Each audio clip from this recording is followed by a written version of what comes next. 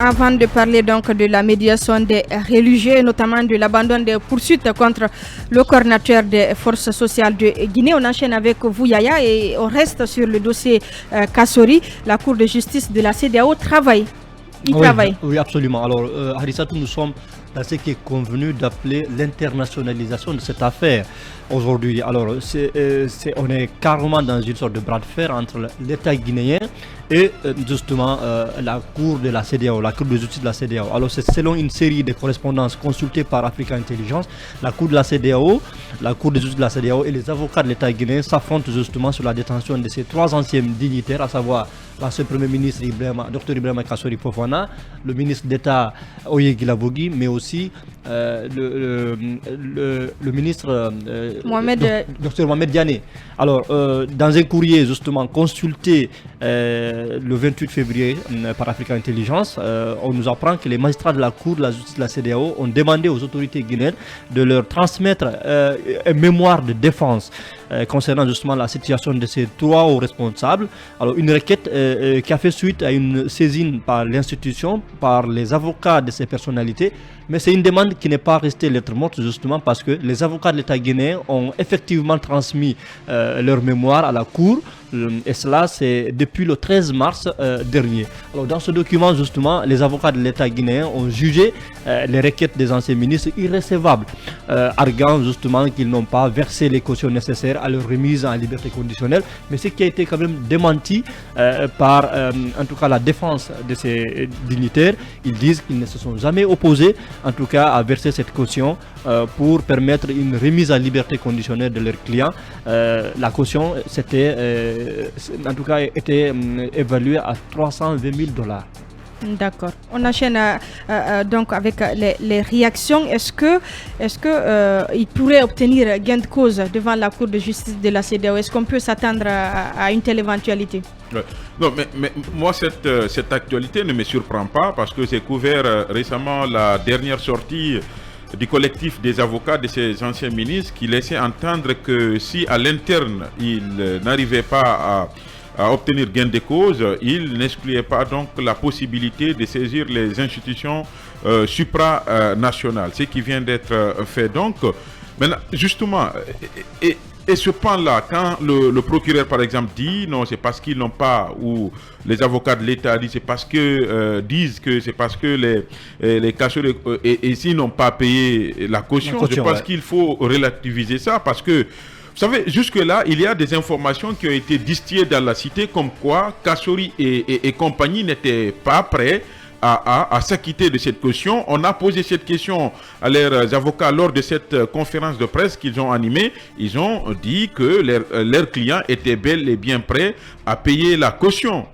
Peut-être maintenant, quand on sort pour dire non, ils n'ont pas accepté de payer, mais aujourd'hui, il n'y a pas un franc jeu dans cette histoire-là. C'est-à-dire, au même moment, il y a ces avocats, les avocats des Kassori ici qui saisissent, par exemple, la Cour suprême. La Cour suprême d'abord. Il y a trop de retard. Après, on dit, écoutez, il y a un voisin qui est mort, on ne peut pas tenir l'audience. Je pense qu'il y a une sorte de volonté de les maintenir. Une mesure dilatoire, de les maintenir en prison. On peut dire qu'il y a violation de leurs droits. Et quand à l'interne ça ne marche pas, eh bien, puisque je préfère cette démarche, au lieu de descendre peut-être dans la rue, taper à d'autres, c'est une voie qui leur est offerte, c'est une possibilité. Ils sont dans leur registre, ils sont dans leur rôle de saisir les institutions, les juridictions supranationales. Reste à savoir maintenant, cela va prendre combien de temps? Est-ce que cela va prendre combien de temps quand on sait que le procès il est ouvert? Mais encore une fois, ils sont dans leur registre. J'espère que si ils sont fondés en droit, ils pourront obtenir gain de cause. Ces informations arrivent à un moment quand même où Kassori devrait normalement, dans les conditions normales, se retrouver à la barre le 20 mars à Basekou. Oui, puisque le procureur spécial de la CRIEF, Ali Touré, est prêt à faire amener Kassori de force en évoquant... La première fois, il a refusé de se faire extraire. Ce sont les termes qui ont été utilisés. Dr Diané, il avait dit. En évoquant les dispositions de l'article 477 je parle bien de Kassori. Du code de procédure pénale pour que Kassori puisse comparaître à l'audience du lundi 20 mars devant la chambre de jugement pour être entendu, notamment sur les faits à lui être reprochés.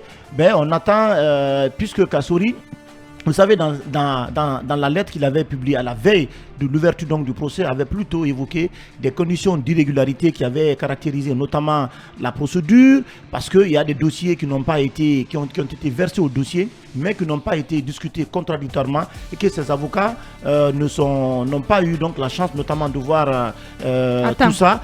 Et l'autre chose également, c'est que les avocats de Kassory ont demandé à ce que la Cour suprême essaie de trancher sur le pourvoi en cassation qui a été introduit, notamment par eux en ce qui concerne l'ordonnance donc de renvoi qui ouvre les débats dans ce dossier. Pour le moment, la Cour suprême traîne un peu les pas. On attend de voir comment tout cela va s'organiser, mais c'est bien que le combat soit mené la bataille judiciaire soit menée sur tous ces fronts. Il faut aller jusqu'au bout de cette bataille judiciaire pour voir qu'est-ce que tout cela va donner.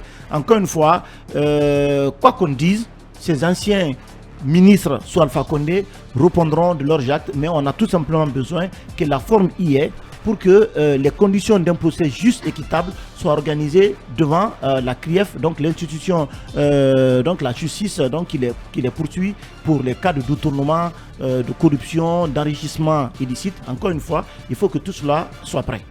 Iboun, est-ce que Kassory, Oye et Mohamed Diané pourraient obtenir gain de cause? On a vu quand même l'État guinéen qui a été condamné ici dans plusieurs affaires qui l'opposaient à des citoyens par la Cour de justice de la CEDEAO. Merci madame, mais je voudrais rebondir sur un certain nombre d'aspects qui ont été abordés par mes collègues là. Et je vois qu'il ne faut pas qu'on mette en cause l'indépendance des magistrats de ce pays.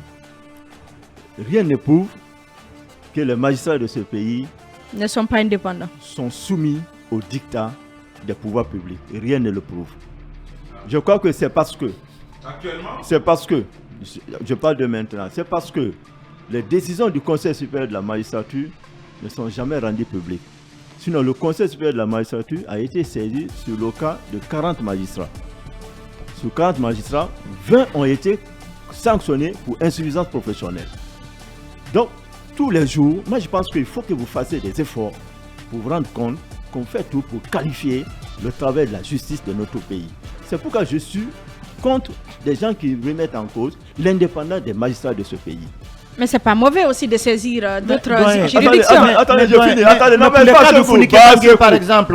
Pour le cas de Founiké Mangué. Souffrez de nous écouter. Lorsque les conditions... S'il vous plaît, souffrez de nous écouter. Oui, mais doit accepter la contradiction non, aussi. Je suis d'accord, j'accepte la contradiction. Mais je voudrais partager une information avec vous. Allez-y, terminez. Pour dire que jusqu'à preuve du contraire, les magistrats de notre pays sont indépendants. Ils ne reçoivent pas des décisions venant d'ailleurs. Ils ne reçoivent pas des instructions venant d'ailleurs. Parce que toutes les conditions ont été créées pour les rendre indépendants. Et ce qui se passe dans notre pays, même les avocats de Kassory qui sont en train de recourir à la Cour de justice de la CEDEAO, tout ça c'est des démarches dilatoires. Tout ce temps-là, ça va mettre qui en difficulté? C'est prévenu qu'ils sont en conflit avec la loi parce qu'il y a eu des détournements. Moi par contre, je condamne l'attitude de nos magistrats du parquet qui met en difficulté l'État guinéen. Parce que la détention préventive a été largement épuisée. Et après la détention préventive, si on le reproche rien, qu'on les libère. Et au bout, on peut leur accorder des circonstances atténuantes, on les place sous contrôle judiciaire, le temps que leur procès ait lieu. Mais c'est le parquet qui est responsable de toutes ces failles-là. Mais il ne faut pas mettre tout ça sur le dos du gouvernement. Non, il ne faut pas mettre ça parce que les magistrats... C'est la justice. Ouais. La justice est responsable de cette situation-là. La procédure est claire là-dessus. C'est 4 mois la détention préventive, une seule fois. Les gars ont fait plus de 8 mois. Pourquoi les gars Mais sauf qu'en matière de détournement, on dit qu'en matière de détournement, ça peut aller au-delà. Ça peut aller jusqu'à 12 mois. En matière de crime économique. Ils sont allés au-delà de ça. Mais ce qu'il faut reconnaître ici, c'est que quand on use, il faut user d'abord les voies de recours au niveau national. Mais oui, mais c'est ce qu'ils ont fait. S'il vous plaît. Ils ont tapé à toutes les portes. Ils ont saisi la Cour suprême. Ça n'aboutit pas. La Cour suprême n'a pas encore tranché.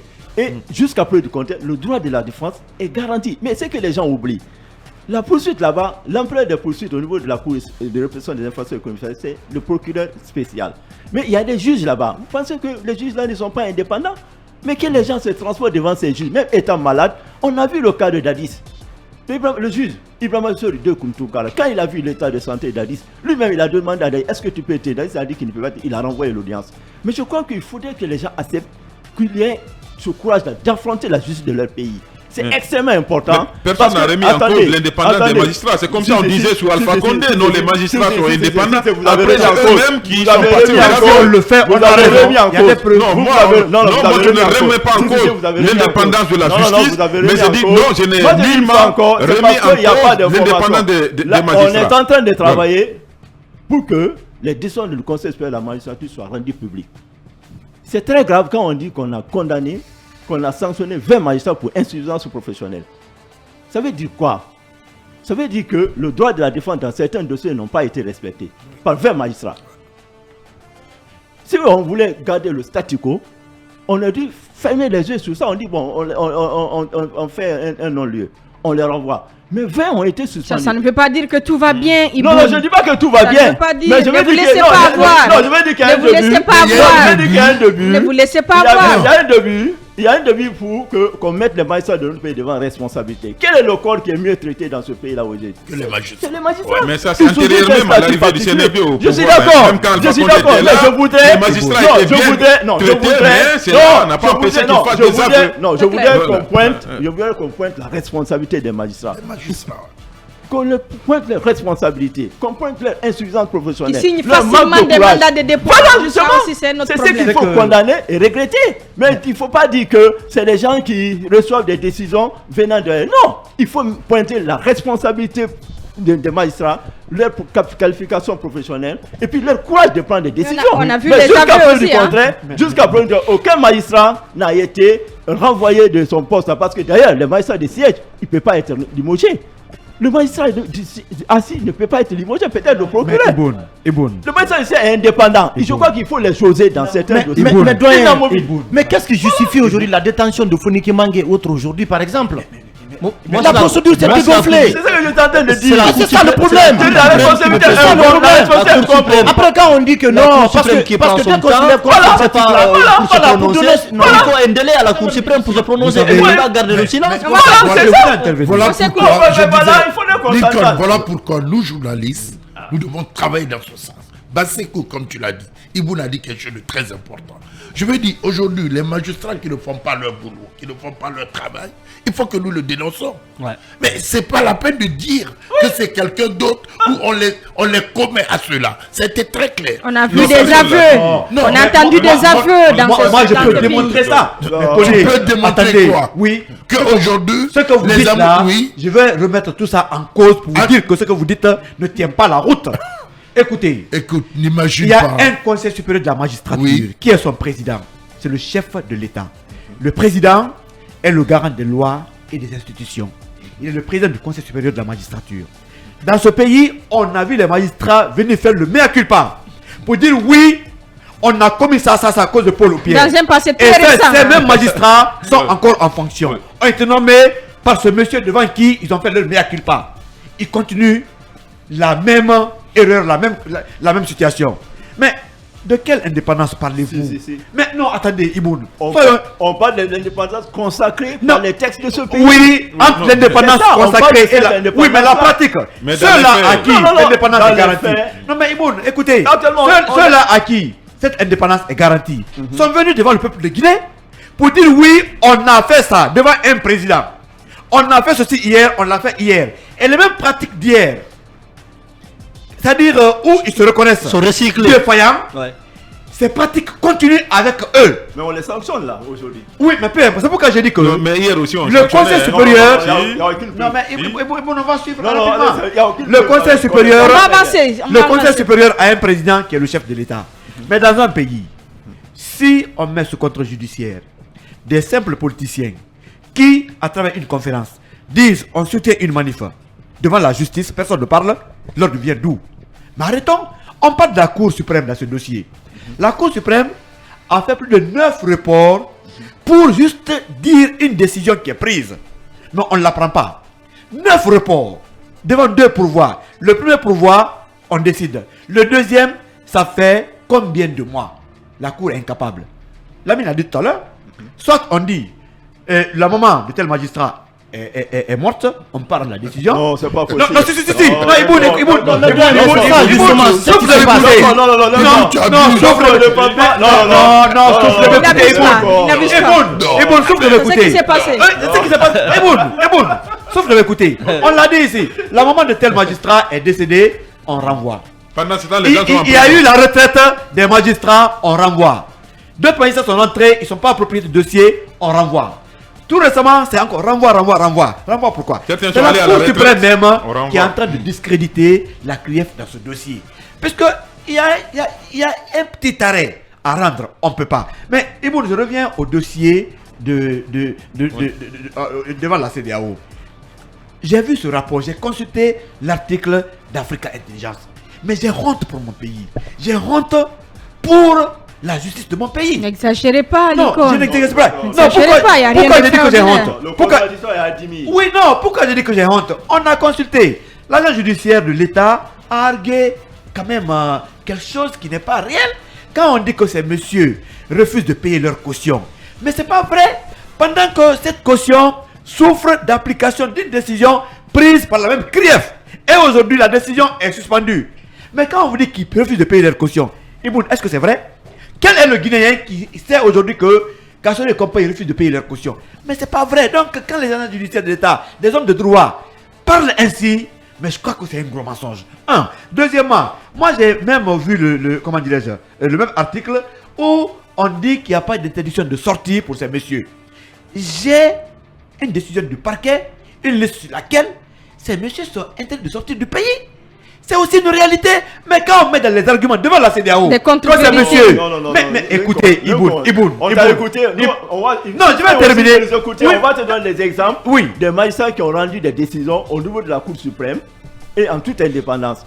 Rappelez-vous, quand Brahma Condé a refusé d'accorder l'agrément du modèle, c'est le président de la chambre administrative de la Cour suprême qui a pris une décision qui a désavoué Brahma Condé pour donner raison. C'était à quelle époque? Qui était le président de la Cour suprême à l'époque? C'était Sima. Sima a rendu des décisions courageuses dans ce pays. Non, à plusieurs reprises, Sima a débouté l'État dans ce pays. Même l'affaire continentale, Hack. Sima a pris la bonne décision. Mais depuis un an, donc, il faut quelle est la décision que la Cour suprême rend en faveur de l'État? Les bons magistrats, oui. Ils sont pas tous mauvais. Non mais aujourd'hui, mais quand même comprenez, on est allé démolir les maisons de Sidia et Selou ici pendant que vous n'allez pas nous ramener ce débat ce matin. Ça veut dire que notre justice n'est pas courageuse. La justice met l'État dans une situation un peu difficile. Aujourd'hui, c'est ce qui se passe là-bas. Mais c'est honteux même ce rapport et ce mémoire qui est parti devant la CEDEAO. Quand même un enfant de 5 ans est interpellé par rapport à ça, il va dire non, les gens là ont menti. Parce que c'est pas vrai. Au moins, disons les choses telles qu'elles sont. C'est gros, je veux dire. Non, tu as la possibilité. L'agent judiciaire de l'État, vous le connaissez. On peut l'interpeller là-dessus. Au lieu de dire mentir, pose-lui la question de savoir pourquoi il a dit cela. Non, moi je pense que ça serait plus simple. Nous sommes des journalistes, nous assistons à ces procès, nous connaissons les arguments. Mais ce qui est là-bas et ce qui se fait sur le terrain, mais c'est différent. Ils ne rendent pas service à la transition, ces magistrats. Mirador continue.